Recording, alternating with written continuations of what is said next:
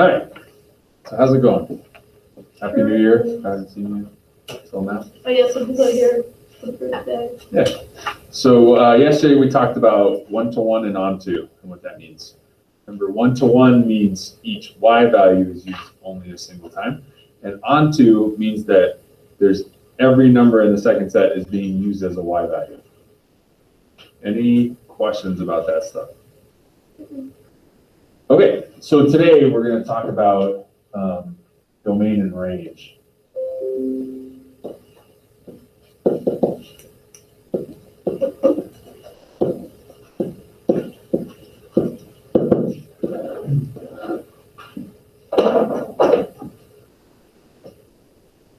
Okay, so the domain of a function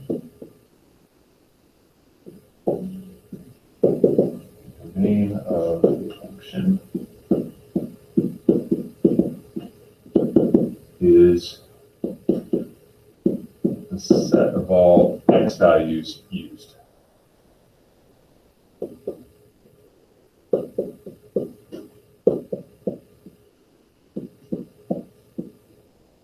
That function.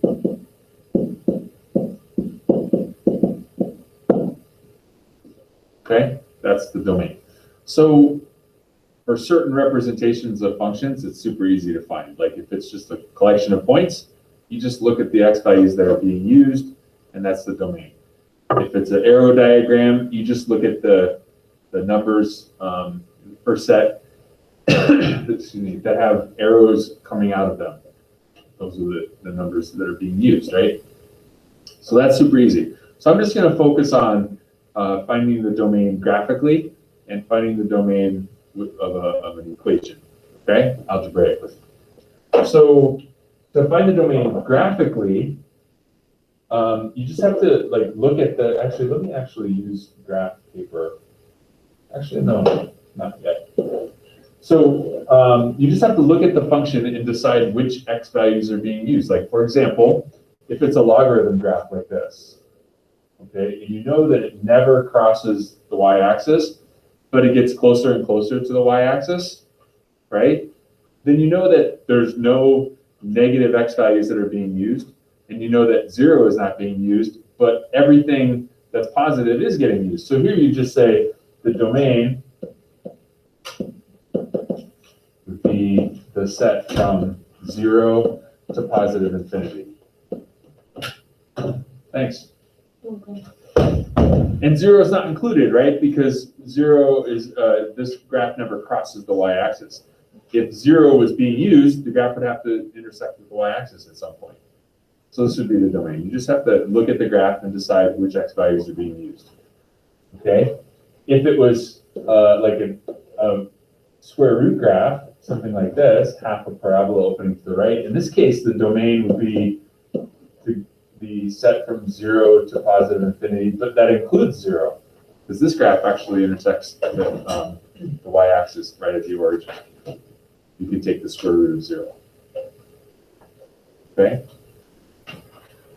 If you had something like a 1 over x graph, this, in this case, the domain would be everything except 0, right? Negatives and positives. So the way you could write that in integral notation would be negative infinity to 0, union 0 to positive infinity. Okay? And then when you're in Delta Math, they're going to give you just random like squiggle graphs or whatever, and you just have to be able to do the same thing. Okay, so let me just give you an example. Like if I have actual graph paper,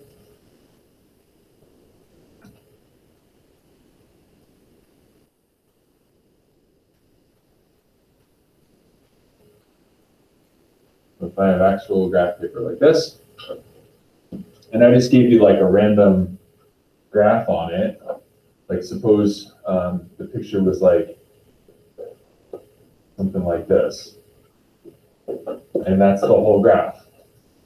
Okay, so then I could say that the domain in this case is everything except the stuff between this x value, and this x value, right? Those x values in the middle there aren't being used, but everything to the left of it is, and everything to the right of it is. So the way I could write that here, and these are filled in dots, which means that those points are included, right? So I would say it goes from negative infinity to whatever this x value is, -3, square bracket, and then from square bracket 2 to positive infinity. So you just have to like examine the graph, figure out what x values are being used. Does that make sense? Okay. So that's the domain. Algebraically, we could do it a little bit more analytically. Okay, so it goes like this. To find domain algebraically,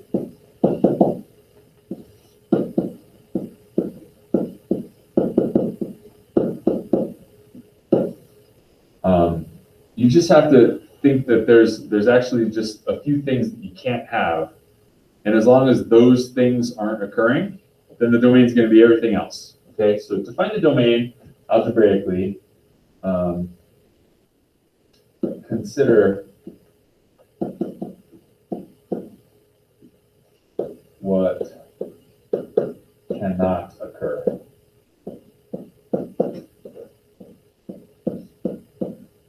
In a real value function, which that's what we're talking about here, real value functions.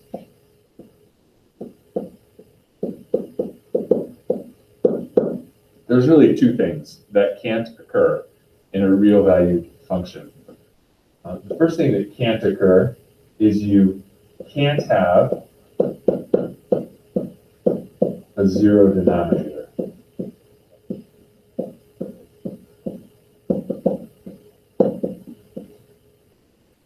Okay, so if you have a function that has a denominator, then all you're going to do is say that the domain could be anything except numbers that make that denominator 0. So if the function, for example, was y equals 2x plus 3 over x minus 1. If this is the function, its domain is going to be all numbers such that x minus 1 is not 0, right? Everything else will work, except for numbers that make that denominator 0. So in other words, x cannot be 1. So if you wanted to write this in interval notation, you could say from negative infinity to 1, union 1 to positive infinity. That would be the domain of this function.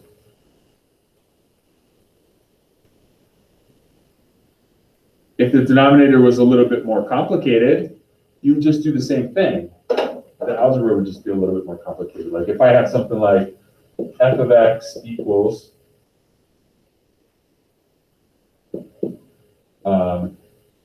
5x squared minus 2x plus 8 divided by x cubed minus x squared minus 12x.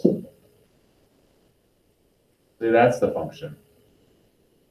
It's the same situation. If I'm trying to find a domain, the only thing that can't occur is that x cubed minus x squared minus 12x cannot be 0. Everything else will work, right? So how do you solve this? Yeah, factor. You can take out a common factor, x times x squared minus x minus 12, and then that factors x times x minus 4 times x plus 3, which means x cannot be 0 or 4 or negative 3. So if you wanted to write this in interval notation, it would be kind of a bunch of pieces, but it would be negative infinity to negative 3, union negative 3 to 0, union 0 to 4, union 4 to positive infinity. That would be the domain. All those numbers work. The only thing that doesn't work are numbers that make this denominator 0.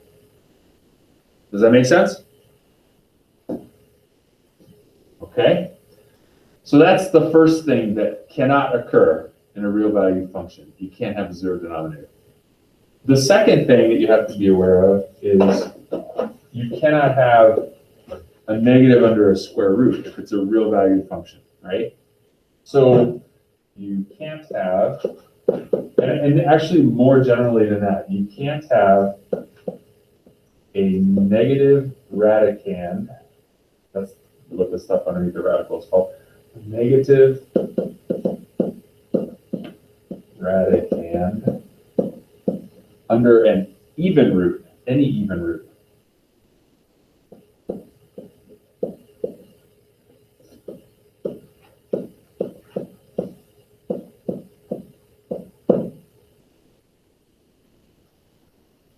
So you could take the square root of 4, but you can't take the square root of negative 4 if you're talking about a real value function. And it's any even root. You can't take the 4th root of a negative number either, or the 6th root. But you can take the cube root of negative 8, that works, gives you negative 2, right? So you just can't have a negative under an even root. So if you were to have like a variable, like would that still be considered like the radicand? Like it's not, because it's not, it doesn't really have to be numerically. Like you could have like a negative variable. Right. Yeah. So like if you have a function that has a variable under the radical, like x plus 3 or something, yeah, the same thing has to happen. If you're trying to find the domain, that stuff underneath the radical can't be negative, meaning it has to be greater than or equal to 0 when you're calculating the domain. So this would be x has to be greater than or equal to negative 3. So the domain would be from negative 3 to positive infinity, including negative 3. Because you could have 0 under there, that works. Square root of 0 is 0, but you just can't have anything negative under there. Does that answer your question? Okay. And again, if the radicand was a little bit more complicated, it just makes the algebra more complicated, but you still do the same thing. So if I have something like f of x equals the square root of, say it was like a quadratic, like x squared minus 9 or something. Same thing, right? To find the domain, the stuff underneath the radical can't be negative, which means it has to be greater than or equal to 0. So this is a quadratic inequality. Remember we solved these earlier this year. The way that you should solve it is find the roots as if this was equal to 0 by factoring x minus 3x plus 3.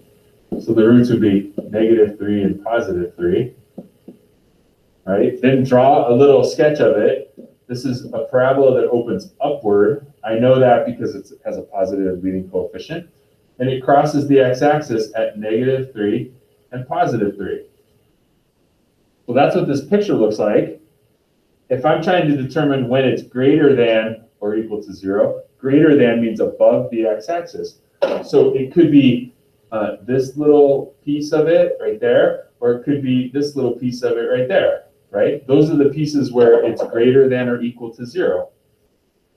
So that corresponds to, in interval notation, that corresponds to negative infinity to negative 3, square bracket, union 3 to positive infinity. That's the domain. But it corresponds to points at which that radicand is non-negative. That's really what I'm finding. And if you just check this, it makes perfect sense. Like you can plug in 3 or numbers bigger than 3 and everything's good. I don't get a negative under a radical. But if I substitute in something smaller than that, like 2, it doesn't work. 4 minus 9, that gives me an imaginary number, right? We're talking about real value functions. Sometimes you might even have a function that contains both a radical and a fraction. Like you might have something like g of x equals 2x minus 4 over the square root of 8x plus 16. So what do I need to do here to find the domain?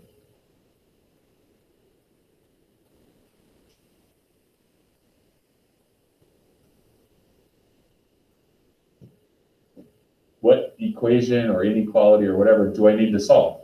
Square root of 8x. Mm-hmm. Bottom. No. Two things that can't occur. I can't have a zero denominator, Right. and I can't have a negative under a radical, right? Right.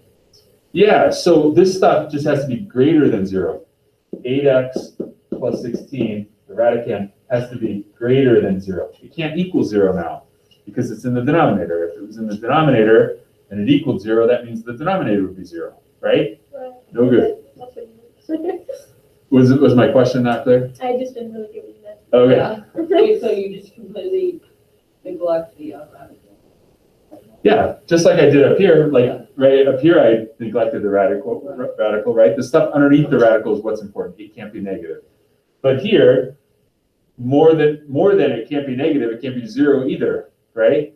So I had this. That's what the translation mathematically is that the stuff underneath the radical has to be positive in this case. So 8x has to be greater than negative 16, and x has to be greater than negative 2. Done. So the answer would be from negative 2 to positive infinity. And that's the way they want you to enter it on Delta Math. That's why I keep doing interval notation, because that's what they want you to do. Is that like feminine algebra? Yeah, I mean, if I wanted to, another way of writing it would be like inequality notation, which would be that. That would be way easier, right? But on Delta Math, they want you to enter the answers in interval notation. But you should be able to go from one type of notation to another. So it's not that big of a deal, but it is a little bit easier to just leave it as it is, but you can't. Everybody understand that so far? Okay, so for domain, you just think of these two things that can't occur. You can't have a 0 in the denominator, and you can't have a negative under a radical. So then the second thing we're going to talk about then is range. So the range of a function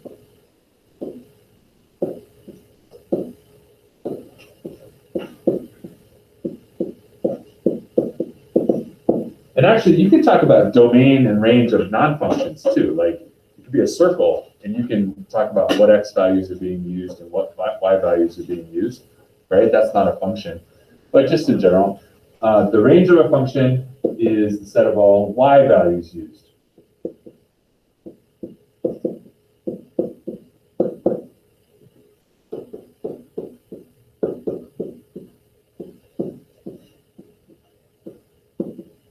By the function. So again, if it's just a collection of points, that's really easy to identify. You just look at the y values and you just collect them all. It's all those. If it's an arrow diagram, same thing. Really easy to locate the range. You just look at numbers that are being used in the second set, okay? Graphically, it's kind of the same idea as graphically finding the domain, okay? It's kind of the same idea. Like, for example, if I had something like a logarithm function, and I'm trying to determine what y values are being used, the answer would be all real numbers, right? There's no y values that aren't being used. I have really negative y values. I have kind of negative y values. 0 is a y value that's being used. I have positive y values of all values. This is going to keep going up and up and up and covering every single possible y value. So here you'd say the range is equal to all real numbers. Which, remember, in interval notation, that's just going to be from negative infinity to positive infinity. That's it. Everything. That's the range of that function. If you had something like a cosine graph,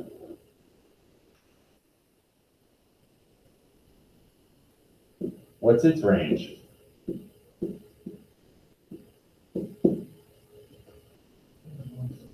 Yeah, from -1 to 1. Are the endpoints included? Absolutely, right? It hits -1 right there. It hits +1 right there. So this is from -1 to +1, square brackets. That makes sense? You're just looking at what y values are being used. If I look above that, none of these y values up here are being used. If I look below that, none of these y values down here are being used. So they're not part of the range. There's no point on this graph that has a y coordinate of 2. Just doesn't happen. Okay? You get the idea? So finding the range graphically is really similar to finding the domain graphically. In terms of analytically or algebraically finding the range, it's much more complicated, and we're not going to do it.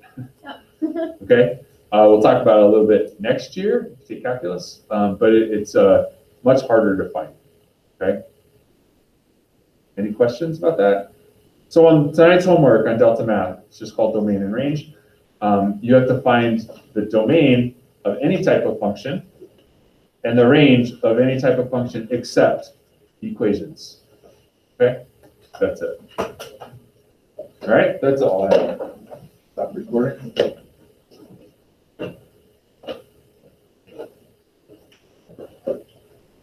Mr. Baxter, Yeah.